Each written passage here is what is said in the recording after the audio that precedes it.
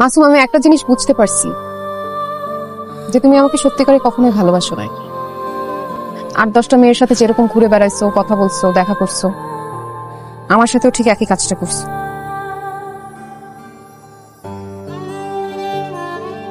কিন্তু বিশ্বাস করো, আমি তোমাকে মন থেকে ভালোবাসছি।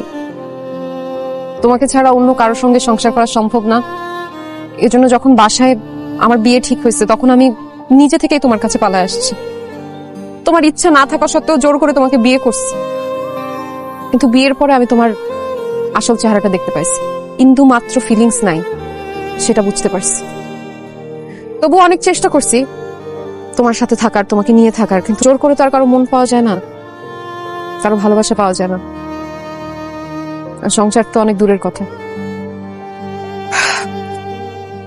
আমি এর জন্য ডিসিশন নিছি, আমি তোমাকে ডিভোর্স দিয়ে দিব।